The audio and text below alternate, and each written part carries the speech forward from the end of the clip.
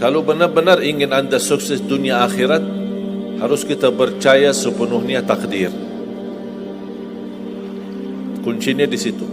Percaya sepenuhnya takdir. Takdir itu menjadi salah satu rukun iman. Tapi banyak di antara kita yang belum percaya sepenuhnya soal takdir. Dan kita sifat manusia, mohon maaf, suka tidak adil. Contoh, kalau Allah berikan karunia, nikmat, pertama kita lupa bersyukur. Yang kedua, kita tidak pernah berkata sama Allah, ya Allah, kenapa aku dapat nikmat ini? Tapi sebaliknya, kalau kita diuji oleh Allah, kita kurang sabar, dan kita bertanya sama Allah, ya Allah, kenapa saya diuji? Faham tak? Kalau kita dapat nikmat, ada enggak orang-orang yang lulus misal ujian, dia berkata, ya Allah, kenapa saya lulus ujian? Tak pernah. Tapi kalau dia tidak lulus, dia bilang apa? Ya Allah, kenapa saya tidak lulus? Ketika ditimpa musibah, dia selalu merasa nyesal atau merasa sakit hati, tersinggung, berkata sama Allah, kenapa saya diuji padahal saya orang baik, saya jaga salat, saya berusaha mendekat sama Allah, tapi saya merasa bertambah berat ujiannya. Tapi sebaliknya, ketika diberikan nikmat, dia tidak pernah menyebutkan, ya Allah, kenapa saya mendapatkan nikmat ini? Kayaknya si fulan lebih fantas mendapatkan nikmat. Itu tanda manusia tidak adil, tidak bersikap adil. Makanya subhanallah, semakin anda mantap imannya terhadap takdir, semakin hidupmu jadi nikmat. Saya kasih contoh. Tidak ada persoalan masalah takdir baik. Itu bukan masalah bagi kita. Justru kita bertambah senang kalau kita mendapatkan takdir yang baik. Tapi yang menjadi persoalan bermasalah bagi kita adalah takdir buruk.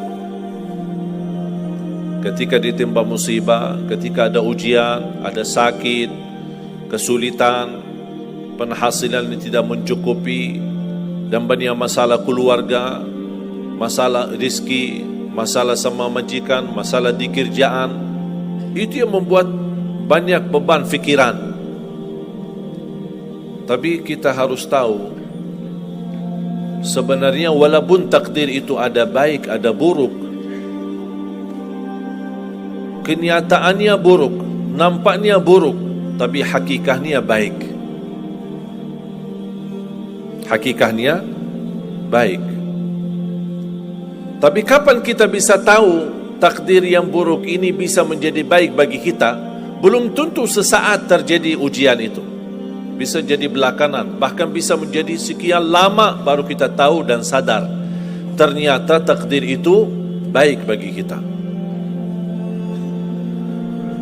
Sebenarnya kalau kita tahu rahasia takdir, apapun yang akan terjadi, kita tidak ada kekhawatiran. Karena kita tahu sesudah ujian ini pasti ada sesuatu kebaikan. Dan yakini Bapak Ibu, Allah subhanahu wa ta'ala maha baik. Allah tidak senang menyusahkan hambanya. Tapi kadang-kadang proses untuk menuju kebaikan ada kesulitan dan tantangan. Berarti intinya apa?